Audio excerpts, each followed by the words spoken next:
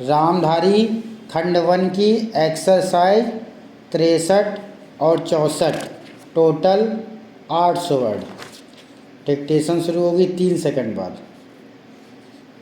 Start.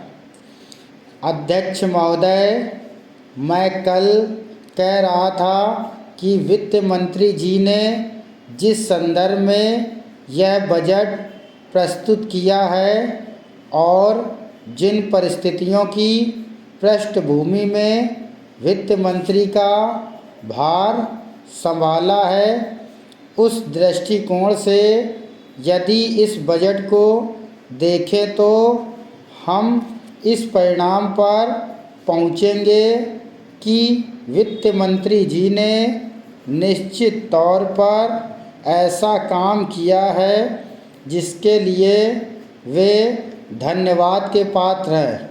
उन्होंने देश की अर्थव्यवस्था को सुधारने के भार को लेकर उसमें सफलता प्राप्त करके देश की बिगड़ी हुई आर्थिक दशा को सुधारा। पिछले वर्ष देश का उत्पादन बढ़ा है, उद्योगों में सुधार हुआ है, कीमतों में सुधार आया है, हमारा आयात कम हुआ है और निर्यात बढ़ा है। इस तरह से देश में एक नई आशा और विश्वास पैदा हुआ है।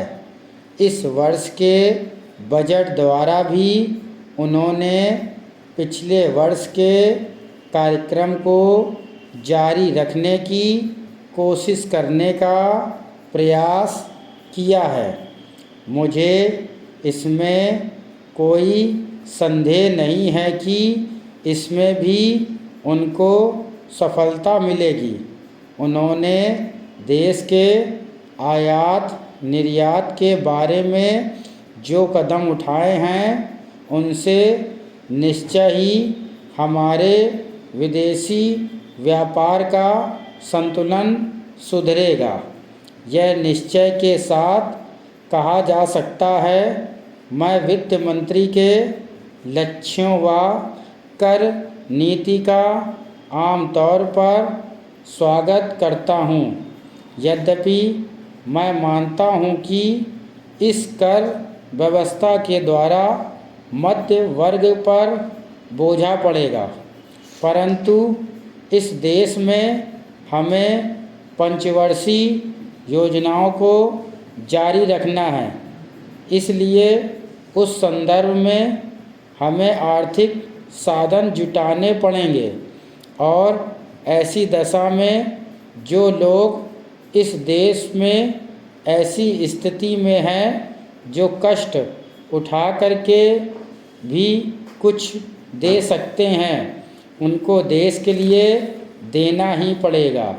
इसलिए वित्त मंत्री जी के इन कामों का भी मैं स्वागत करता हूँ, परंतु साथ ही साथ मैं नम्रतापूर्वक यह आवश्यक कहना चाहता हूँ कि वित्त मंत्री महोदय ने किसानों पर जो भी नए कर लगाए हैं उनके ऊपर वे फिर सोचें। मेरी मान्यता के अनुसार वित्त मंत्री द्वारा खाद पर जो कर लगाया गया है, जो शुल्क लगाया गया है, वह एक ऐसा कार्य है जिससे इस देश का विकास रुकने वाला है। उन्होंने अपने बजट भाषण की भूमिका में कृषि संबंधी कच्चे माल के उत्पादन के लिए पूंजी लगाने की आवश्यकता पर जोर दिया है।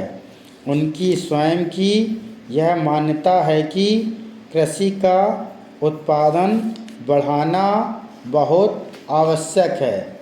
अध्यक्ष महोदय, उसके लिए सब कुछ करना है, तो फिर कृषि उत्पादन का जो मूल आधार है, उस खाद और पानी की जो व्यवस्था है, जब उस पर ही कर लगाया जाता है तो मेरे मन में आता है कि कहीं वित्त मंत्री महोदय अपनी ही बात को अपने ही सिद्धांतों के द्वारा तो काट नहीं रहे हैं।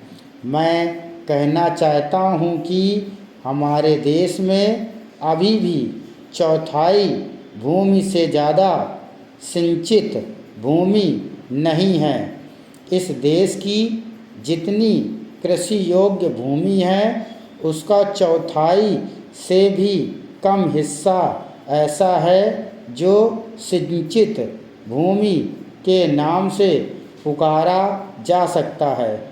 मेरी राय में अब समय आ गया है जबकि पिछले 2-3 वर्षों की नीति पर फिर विचार किया जाए और एक मात्रा में घाटे के बजट का सहारा लेकर ही सही आर्थिक तथा सामाजिक विकास योजनाओं की गति को बहुत बढ़ा दिया जाए। इस मामले में मैं समझती हूँ कि तुरंत कार्रवाई होनी चाहिए ताकि आज जनसाधारण में जो असंतोष उभर रहा है वह हानिकर दिशाओं में ना चलने पाए। आज के राजनीतिक वातावरण की दृष्टि से भी मैं कहना चाहती हूँ कि विकास की गति को बढ़ाने की आवश्यकता सर्वोपरि है। जहाँ तक कि नए बजट के अंतर्गत कर नीति का संबंध है, अच्छा होता यदि मिट्टी के तेल जैसी वस्तुओं पर अतिरिक्त कर ना लगाया जाता। मेरी राय में इस प्रकार के करों से बचना ही उचित है, परंतु वस्तु स्थिति कुछ ऐसी लगती है कि प्रायः गरीबों पर करों का भार लादे बिना सरकार की गाड़ी आगे बढ़ ही नहीं सकती।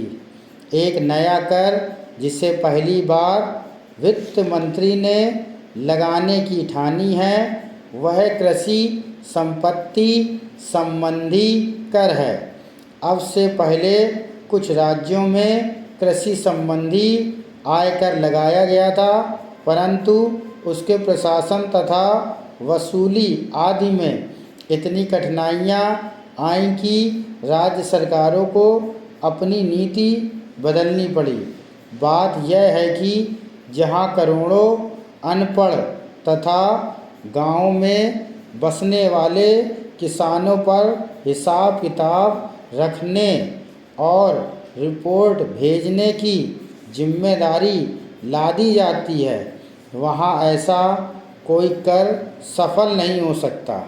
उल्टे उसके कारण लाखों लोग कई प्रकार से सताए जाते हैं और फिर वे लोग सरकार से नाराज़ हो जाते हैं। इसलिए पहले देखना यह पड़ेगा कि यह कर कितने कृषकों पर लागू होने वाला है और उससे कितना रुपया कर के रूप में वसूल होगा। स्टॉप।